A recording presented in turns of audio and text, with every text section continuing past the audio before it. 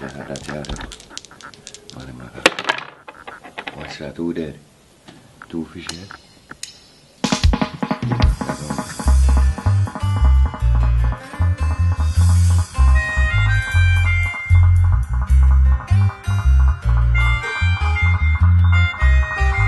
The fire is the sun, you know. That's right. So you wake up every morning just like the sun, you know. And you rise, you know, like the sun. And you go up and go around and go around and we do it. You know what I mean? And then you go down and the sun set again and you go sleep. And you wake up tomorrow morning, the sun rise every morning. So as sun is you, that is the fire, you know, of life, you know, which is sun, you know. And them things that the whole cycle of how everything works, we are very much a part of it. So they can't kill you. It's not something like you go, okay, you go come and raise from the dead or something. Oh, you never yet ever die.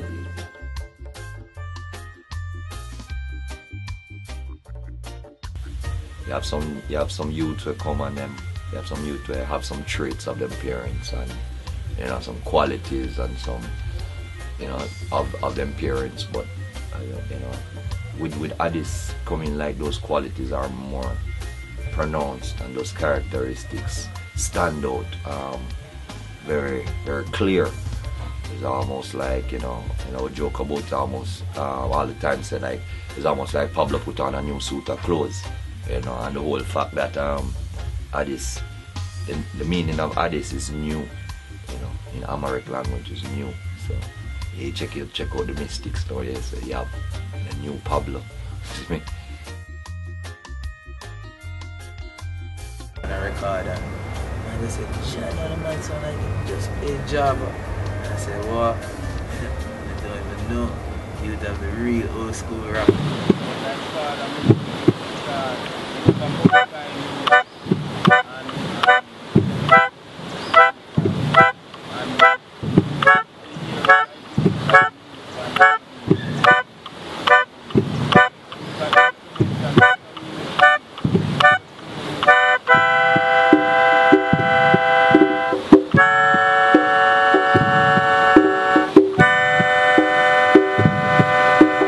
One thing you can't leave out is the ancestor them, you know. No. And without that balance, that's why we love Africa, so that balance of young. Africa, them love them old people. Yeah. In Western and in ancient, all ancient society. Because them old people have the wisdom to give the young people the balance now for them strength.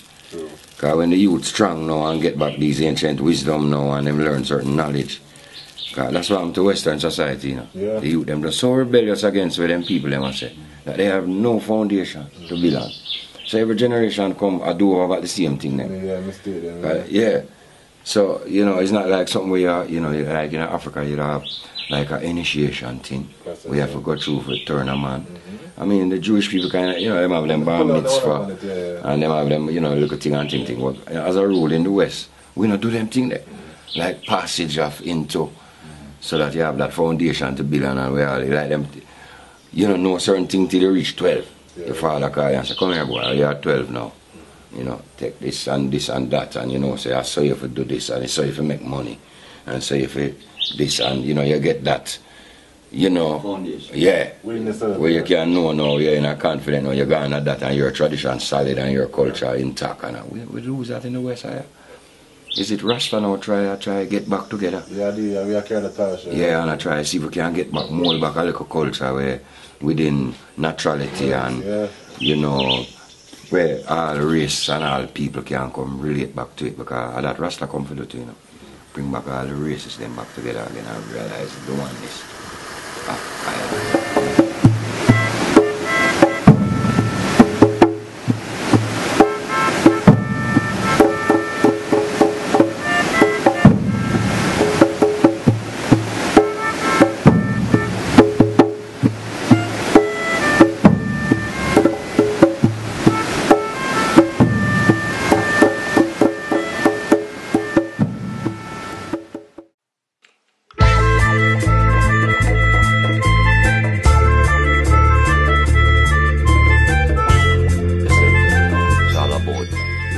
Rastafari. It's not about, the music is a way where we use and sing praises unto the King too. that is one of the purpose of the music. We praise Jah in a song, in psalms, and upon instruments. So, in terms of that, I would have loved to see the music progress to that level. Not only you have your commercial level, but you have that divine spirituality in music that when you listen to it, it's like almost like your eyes, your heart, your mind, and your heart lift up to Zion. And I don't want to point up another ear, but it's like lifting up of your spirit. Not many music move I and I that way. We just hope so the movement gets more solid and strong and solidified. So that's what I feel. It's a divine level. When I listen to Addis, because I'm playing the instrumentality as well, and the rhythms and what they choose. It's not words, it's music, it's sound, but carry it to that place, have that power to carry it to that place. So we like our music, And Father music was like that. But when enough money is not a commercial thing. Yeah. You understand? Follow them and them stick to the vinyl thing and them press vinyls regardless of how the market's doing and what happened. And if vinyl has sell or Nothing, they don't care about that. They don't care, And that's the same thing with them. Just to keep the thing alive and keep the culture alive. Yeah. Because within that culture now of reggae, you would find Rastafari.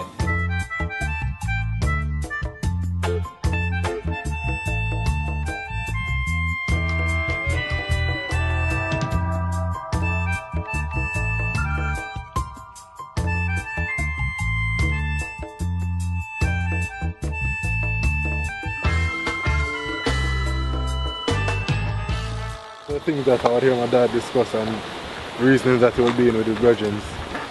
Some of these things are, few of these things are many, is to come forth in these times. Planes dropping from the sky and fireballs and all type of different realities is to come forward. So we know that it's not just a matter of speaking and not knowing what they were talking of. It's just a natural mystic that they were a part of and that all of us pretty much are a part of. It's a matter of tuning in like a radio station. It's not really something where you have to go find it or look for it or really take much time. It's pretty much already inside. It's in the ear right now. If you take a radio and drop an antenna, it can pick up all the frequencies and a man can pick it up too. Look at the speaker them on the phone when you're Yeah man. So it's like enough time we would not have all a little radio in the corner always turn on, and we did that talk and just lower. And then I say, yo, say Dennis Brown and thing and then all of a sudden Dennis Brown should drop on the radio. At some time somebody says something about Dennis Brown on the radio and it's a matter just like we just mentioned Addis name while ago and boom, it's a matter. I was born in New Jersey, United States, 1989. And I came to Jamaica to live with my father, with my mom, at the age of 8 months or so. And that was pretty much where, of course it began before that, but that's where everything kind of started because I was brought right into the home of, like I said, Addis Pablo. So it's like, it's a world of its own, being in that type of household. You have no pool for musician, but you only have a few maestros. So Pablo is definitely a maestro. That makes sense. No man, Deep Fraser is a maestro too. See? Clive Hunt is a maestro. See me I say? Yeah, well, I mean, when I say maestro, him can tell the man, say, yo, your time now. And or when musicians are in their company, everybody just knows, say, him and lead the pack. You don't even have to say, yo, make me control it. Everybody knows, say, even though everybody's a professional musician, when them come in, it's like them funny, it's like them just skip Pablo, they become the maestro. Is perfect pitch. See? Perfect pitch, yes. We are like, yeah, Clive Hunt is a pitch like that. But Pablo now, why them is perfect pitch on him? So Dean Fraser as a man can reproduce any song. And him know the harmony if you go 1, 2, 3 and him know the thing on him. He can reproduce any song. If you say One thing, dong, ding, ding, dong. You can just play that beer, just like that. Pablo no, is a creation. You might go from the depths of the subconscious, right? And bring up those ancient feeling of the connection where we have with the omnipotent and the omnipresent and them omniting them. Yeah. The omniting them. Yeah, right.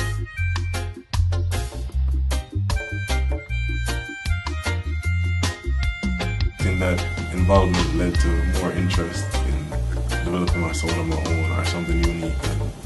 And of course, melodica was there, and I always had interest in it, but I never really had the confidence I said to pursue it because of the legendary status of all that is like it's so high that you don't really want to step into something unless you can really, fulfill the requirements. So I took my time and just practicing and going amongst the elders like Kojo and China and Sangi Davis and many others who inspired me and encouraged me as well to pursue because they could see something that maybe even I couldn't see at the time.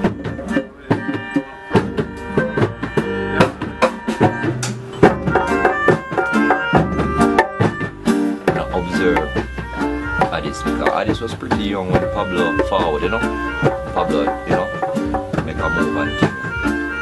So to see him now with certain characteristics that I don't know if he can say that if he was old enough to even, absorb the, but it come out naturally in him. So I have to just say it's an inborn thing, talking about just the tone and voice, gesticulation of him, hand and the way him think, the way him move. It's pretty much just exactly like Pablo. And we give thanks is almost like if you said Jackie I and I forward, I and I bridging,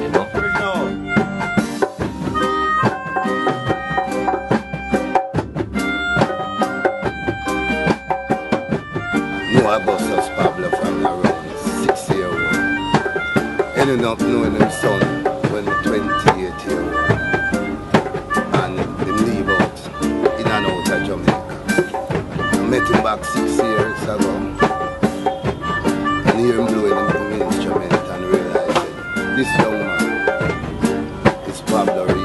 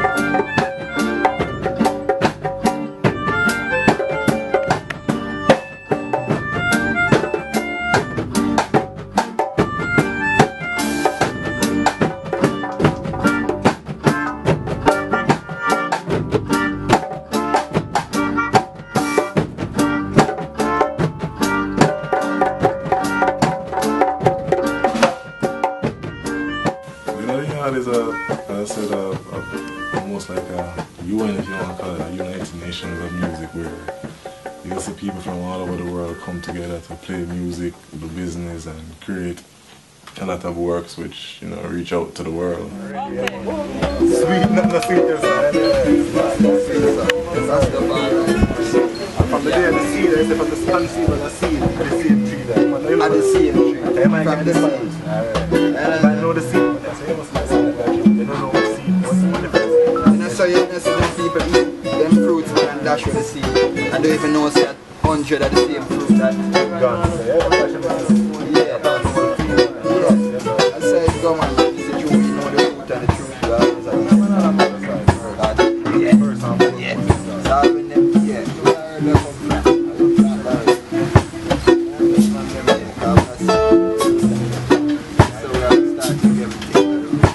The founder of the yard, of course, Earl Smith, legendary guitarist, prolific musician, singer, songwriter.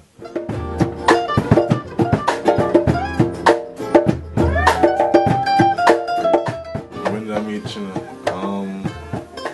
Of course, probably as a baby at times, but as an adult, recognizing I meet him, probably the age of 17 or so. I think I did go on a schoolmate just to kind of introduce him to him. Introduce myself, of course, but because my brother played piano as well, I know that she knows that I always love music. I just people in general who play music and have a talent and drive for it. So I always like connecting people who I feel should be connected, or it makes sense to be connected. From there, it was like I wouldn't leave, I've been there ever since. Concept guitar, C sharp, is how we say. And she playing the silent saxophone. Father and drums, Addis Pablo and Melodica, and Sarsi and Jeff, and Charlie and bass, and the bass, Chief and bass drum, and Marlon and guitar, and da-da-da-da-da. Yeah, well, greetings, Kiddusa is saying, you know, it's been a long history of the reggae music, and Addis Pablo was one of the young pillars in the early 70s coming up, you know, who happened to have been a friend and a brother of mine. And at this time we see young Addis, who is taking up the reins and is now riding that reggae musical vehicle. For me, the music that Addis is doing in terms of his melodica and roots reggae productions with his melodica, such as the work that he is doing with Just Solid Rock, you know, and the work on this album. It's like a new reggae refreshing song, but at the same time, Addis brings that roots and that make it feel like he's in the 70s with the melodica.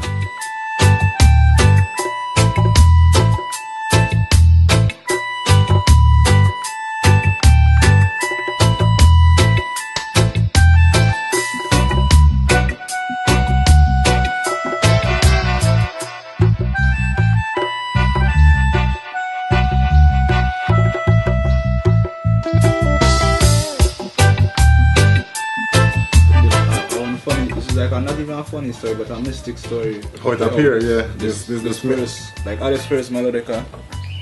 Addis' first melodica where he owned, he well intended on buying for himself and owned for himself, you know. Now this melodica, order it off eBay. Yeah, man. Order the melodica off eBay. While going to do the order, it approved and them send the melodica without us even paying for it, see? And when we start searching and looking to see if we can find the person who sells with the melodica, you can't find it. Disappear. You can't like find a mystic the person. one, yeah. Don't know where the melodica comes from. Yeah, just that's appear, true. you know. And Never pay almost no brand money. new condition. It's just gonna get Almost scratched up brand now. new. Yeah, and that's the thing you see, like, because you see like the same, you know. Yeah, exactly. Same model. Same model and everything, and even if you go on Horner site now and these things, it's not something they really. It's not available no more. No, it's out for years now. Probably 10, 20 years, 30 years and stuff.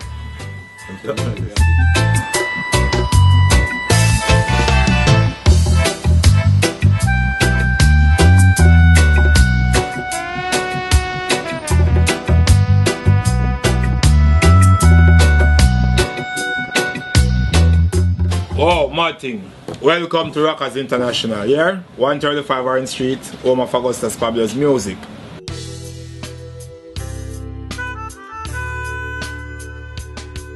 Back in the day, right, Orange Street was Music Street. So you had you had Randy's, you had Bob Marley Record Shop, you had Studio One, you had Prince Buster, you have Techniques, Winston Riley, you know, you have Lego Studio right there, so you know, you have Pablo, you know, you have Rockers Record Shop right there, so. We start out from about 1976-77. from way back when coming on. Place where you know is that reggae's all the ground, one off. So you know that everybody passed through here, so like Jacob Miller, Augustus Pablo himself, Dennis Brown, Leroy Sibbles, Delroy Williams, everybody there for that thing, but the great Hugh Mundell. For now, rockers still sell vinyl, as well the artists are sell from them long time there still, and it's the only available record shop. But still, we can sure about to come and get vinyl at least. Only record shop at there, but now, will look the same way now as it was back then. You get that? Remember my name? Michi. Anything else you want to ask, link me, I'm going to tell you. I there meet people from Japan, Italy, France, Germany, Denmark, Ireland, Norway, US, England, Scotland, Ireland, Sweden, Brazil, Argentina, Puerto Rico, Colombia, people from all over the world, even Iran, Bahrain. Oh, it's static. It come like, you know, the Muslim go Mecca? Yeah, something similar. It's like, it's a holy ground. Somewhere you come once in a lifetime where you have a cherish. Similar, so people kiss the counter, kiss the ground. It's just like, you know, they call it something spiritual. It's like a dream for God somewhere. I put it that way, probably all Jamaicans that feel them get a visa and them go embassy here. But if I didn't know Augustus Pablo, if I tell you something I know him, I probably would have lied. If I tell you something I don't know him, I probably would have lied. Because I used to come up here from was a smaller jobs. Come buy records. Because I used to work at Techniques them times, so probably I come, probably I him all sell way. But you don't know, man, the young and never to over certain things. So I don't know. But probably I know him as well as I say, probably I don't know him. I used to work at Techniques Records. So God, who is Augustus Pablo, brother, Addis uncle, used to come by and buy records for the shop, like Techniques Production, because we used to sell a whole heap of things wholesale. So during that time, me and him developed a friendship over the years. And a mutual respect for each other. So after I leave Techniques and around this, then I just leave and come up here, come work amongst him. So time Addis was a little, Addis is more smaller them time then. So basically we get to know Addis and watch Addis grow from a little youth to a big man, and we develop a strong friendship amongst each other, so it's like a brother relationship like then. I guess I'm going to find out now. So me the younger, I used to sell all of a dancehall tune. Them sell, I never really branch off into the road segment until me come a rockers, come learn that side of the music there. So right now, me have customer come and me go like this and put up like a tune like all this now. I stand back with Delroy Williams. Or One in the Spirit with Sister Freaka. Run it there. So I sure forget some sale. And people tell you say beautiful and nice music and all these things. Them tune, you know. Them tune don't really play a dance at Jamaica, but them playing a dance overseas.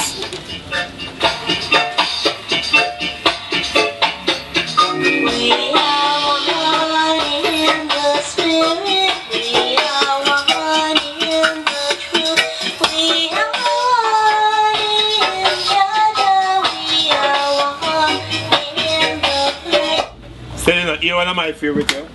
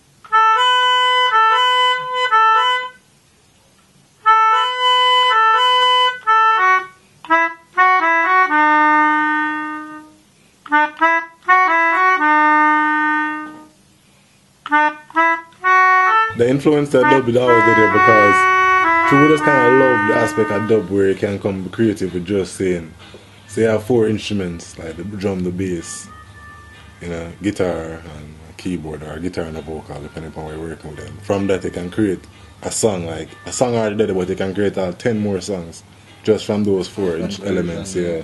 And if you add things or if you want to add overdubs or whatever you want to do, but so that aspect of it was always influencing just the way we play, the type of cards that I play, like enough people that play, you don't know, different type of things, but we'd always have a reggae skunk type of thing, so we'd always have that feel like that's all like we'd always vibrate to. I used to sit on my balcony and listen to them playing dub music in the gully. And that was the first music that I ever wanted to do, the first music. You know, and my father always used to be blazing, especially on a Sunday, blazing that kind of music. And so it's music that does stick with you and ingrain in me, you know. And so to even meet his son and to be able to work with that legacy is a true, sincere pleasure, you know, to be able to do that. And it's history. We're making history all over again. They did it in their time. Addis Pablo and everybody that him did surround himself with musically is doing the same thing that we are doing now. So the link was through my father same way, cause like come back around again. Yeah, with the music, I mean, never really take the music seriously or playing drum. We just play drum for fun and whatever. Yeah. And my father always a call me, I tell me say studio and see him Augustus Pablo, this father. And them man they put me in a studio first and tell me to play drum. They always encourage you, so from an early age, before him pass of course, so they'd have not even like, as I said, want to play music, but would already have like a confidence with it. They kind of give you that encouragement from an early age. So, about the age of 15, 16, would have a keyboard for myself and just record things like on the computer and them type of things, the rhythms. And eventually the melodica was there because I don't know that the instruments and stuff. So, I take up his melodica and start playing and just practicing different things, recording them, hearing it sound, feeling it out. After now, my father link up and say, you know, I want to come play some drums with Addis and thing, and we rehearse with Melchizedek, Gina Smith and thing, when organize the program. So we playing a little tribute for him. Can I say, was it 2007 or so? And then that's the first time like I played on stage type of thing. So from there, that's where the real side of the thing developed, you know, like live and playing with musicians and all that. So it was always at that point, and of course, Chino was a part of it, Kajo, and you know, the elders who always carry through, and you know, the yard fund and everybody that was the ones who kind of really helped set the pattern for the live and the real, you know, the real thing. I remember when I was a little youth, I used to read some little Archie comic, you know, and then them had a series to the Archie comic where they make some little miniature Archie. And you know, some little miniature characters of the big Archie and when I see the youths them nowadays that come from the reggae lineage, you know, like Addis Pablo or even the Marleys, them even touch them and thing, and when I look on them youths, they, you know, Pablo coming like that to me. It's just some little version of, you know, them parents, you know.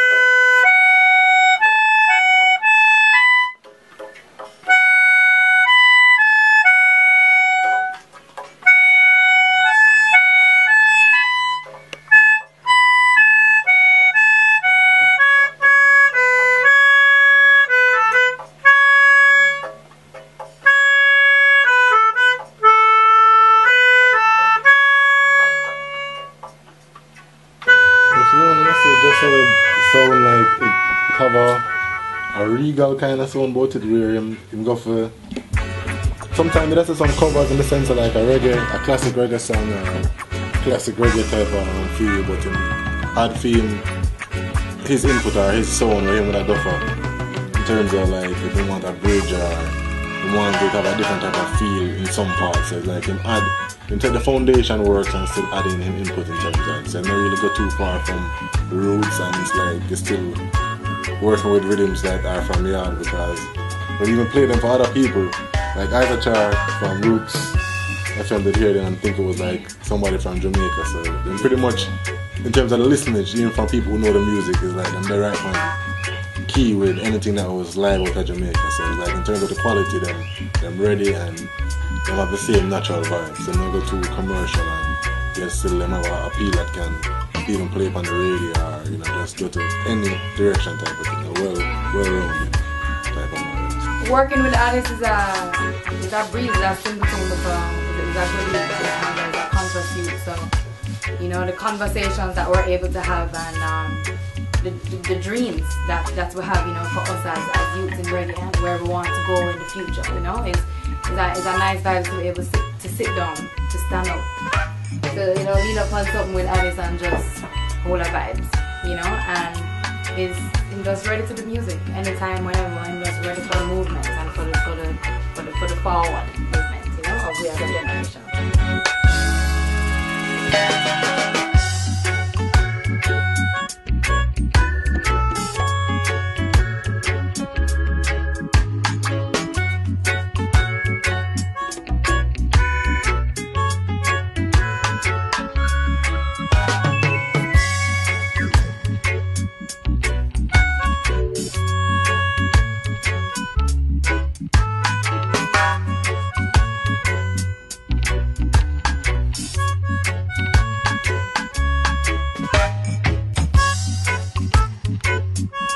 Long live Addis Pablo, and more live Simpson, Addis Pablo. Augustus, we love you. And for right now, through your music you live on, and through your son, everything is here. God bless. Dada.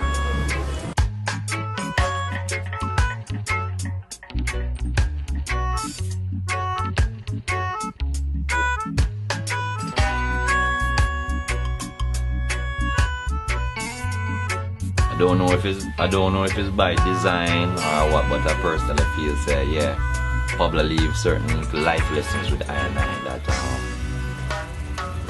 feel like I could play the part of a bridge, bridge the gap. Them with it. So yeah, I remember one time I would keep the first tribute to Pablo, right? After Pablo passed, the first year, we keep a tribute to him in half a tree place called